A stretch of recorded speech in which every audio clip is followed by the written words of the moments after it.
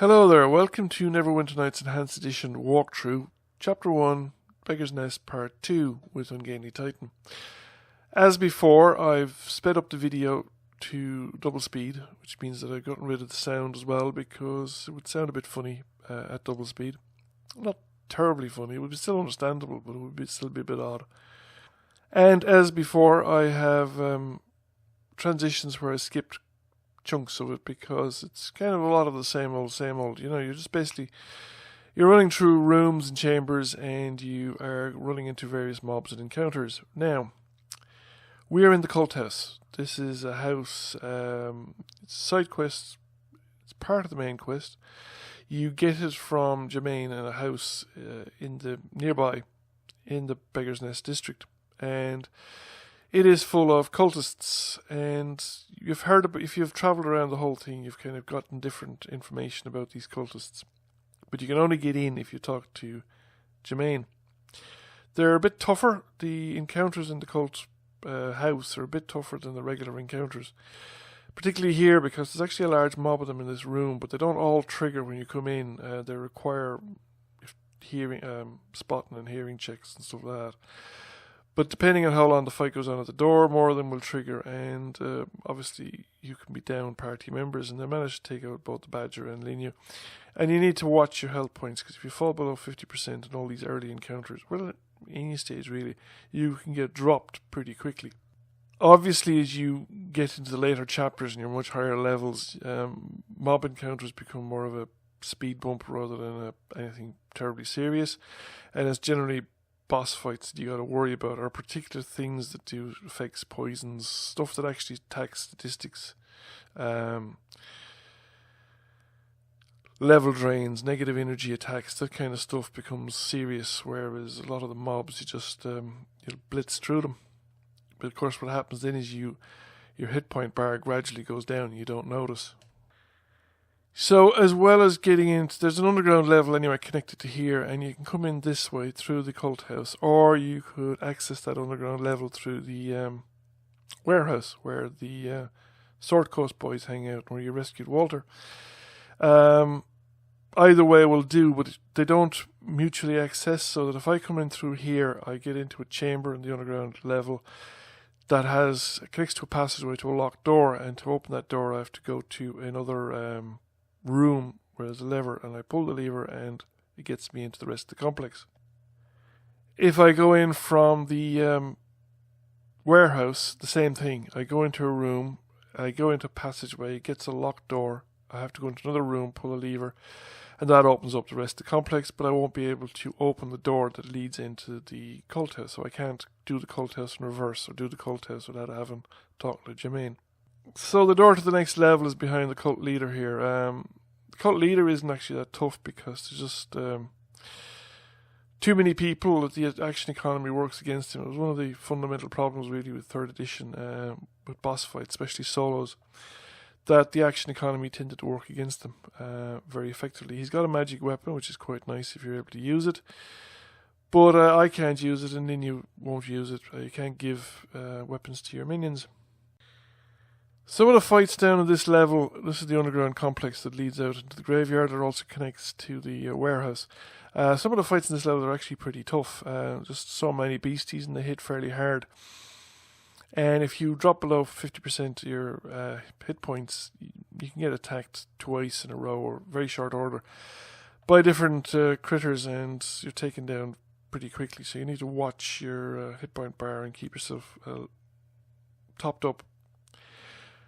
So I decided that the area was too tough for Linyu, and I switched to Dalan. It's also a good spot for Tommy because there's a lot of traps. I'm able to deal with the traps myself. I have a reasonable chance of spotting them. So it's worth having him around, and I decided to go with Dalan because he's tough. He's a very good fighter. Again, as I said, I probably should have swapped hinge people around a lot more over the course of the first 2 sections. That was the locked door there. This trapped room is where the lever is to open that door, and it's a similar situation on the warehouse side. So we just finish off the cultists, loot the bodies, and open the lever, and the door opens, and that takes us into the main body of the underground complex. We come around the corner, come up here into the next room. I think this is the door we've just unlocked, so we run into an encounter here of fire beetles, which is a tough enough encounter, or it can be a tough enough encounter.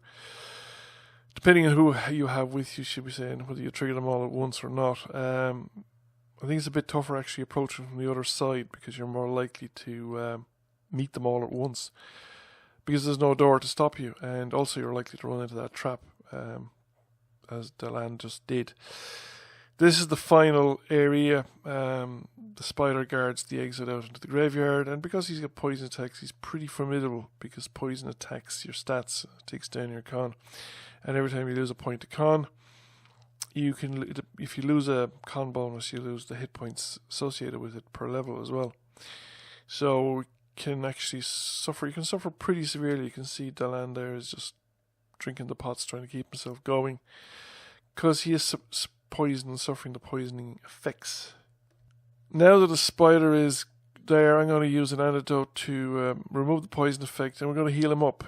He has a certain amount of pots for himself, but he doesn't. It's not infinite, and I'm not sure. I think there's some kind of regeneration per rest or something like that thing going on, because they use them when they're reasonably low, but they'll run out, and then they stop using them. They don't use it. They don't seem to have any again until they get a rest. They will not. They'll drink pots that you give them, but you can't manage their inventory. You can't give them magic items, and you can't give them buff potions or anything like that.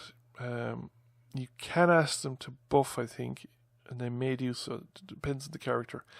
Obviously, leading you at higher levels will provide you with buffs, bless, aid, all that kind of stuff.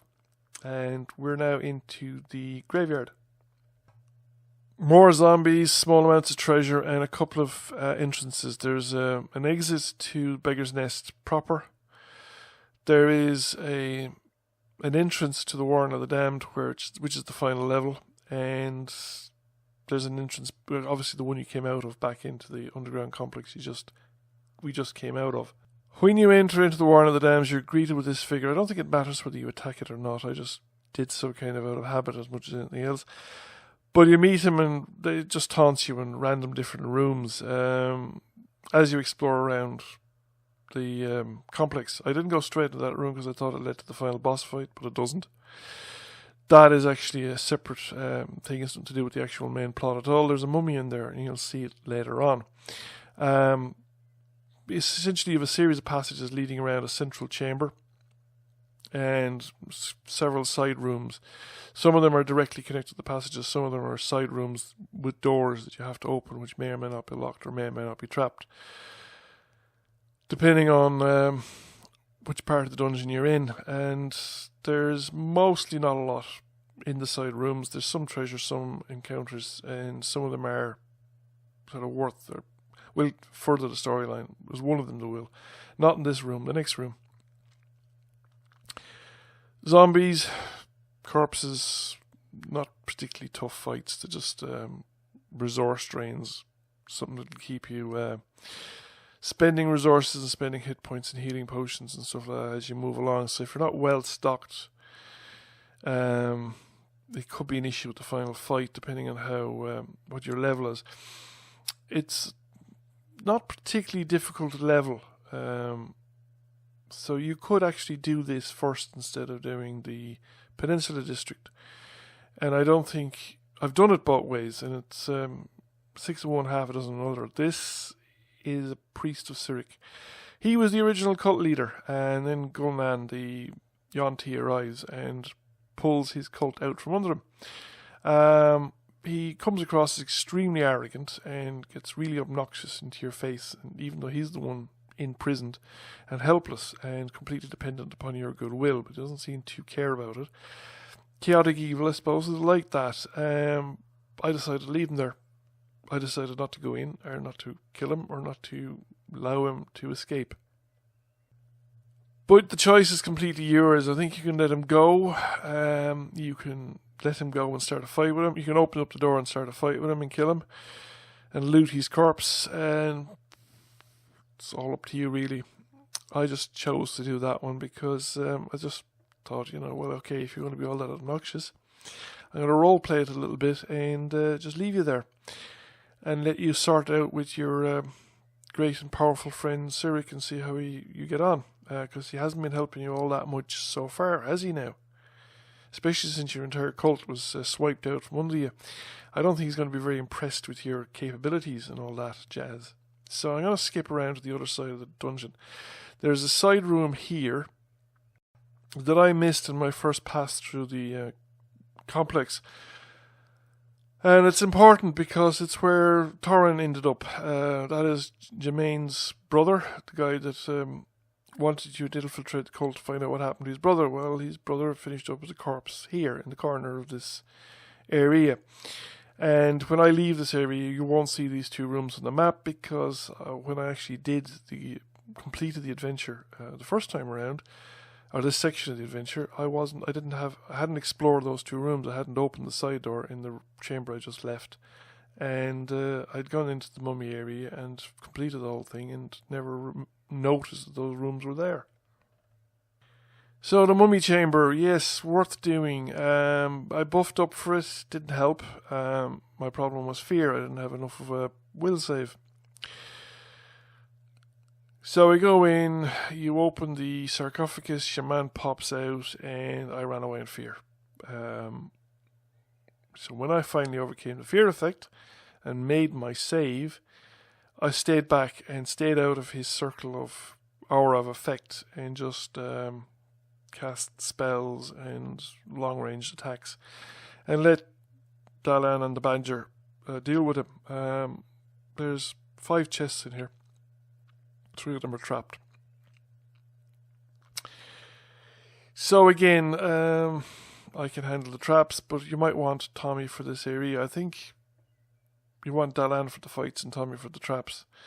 So you could always do it in 2 parts. Come through first with Dalan and then finish up with Tommy, or the other way around. Well, it's probably the fights first. And then just ignore the treasures and the chests and stuff like that, and then loot it on a second pass.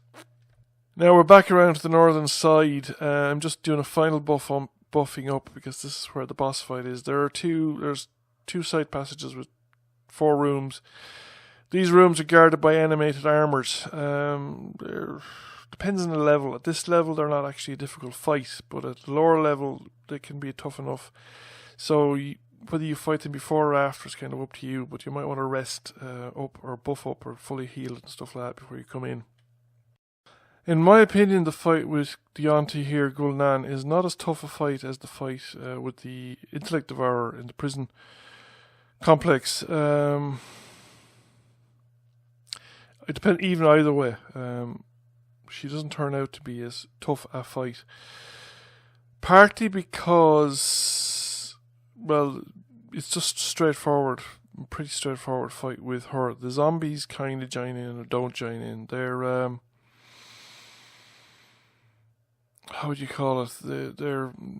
If they see you, they kind of join in. But if you kill the ones in the immediate vicinity, the rest are just wandering around in the corners and don't seem to pay any attention to what's going on. So you can basically fight Gul'dan on your own without worrying too much about the minions. So once you're able to take her down, you just finish off the area then and just loot away to your heart's content. Make sure you pick up her remains, because that's what you're there for. That's the quest item. That's the thing that carries the story through, which I haven't done so yet. There. Didn't pick them up the first time round. Loot the chests. You get some, obviously, magic items, and then you can come out. I come out, and then I just did the animated armors in the rooms there. There's some treasure in those chests as well. Nothing else, as far as I remember, in this chamber of any significance, and the rest of the complex, yeah, then it's just a question of going in. So here we have sarcophagus. I don't think there's anything in the sarcophaguses. Animated armors, stuff in chests, and you can, depending on how you do it, sometimes trigger more than one animated armor together, which could be a bit of a problem depending on how you are in terms of resources. But it's a game that's pretty forgiving in terms of resources, because you can always portal back to the temple. So once you've done it, you then go back to Lady Arabeth and obviously explain what you're doing, and you get your reward and your XP from Lady Arabeth. You can chat away to Lady Arabeth, you can do more shopping and stuff like that, and you can further some of your relationship with Lady Arabeth over the course of the thing, which also has an effect on the game.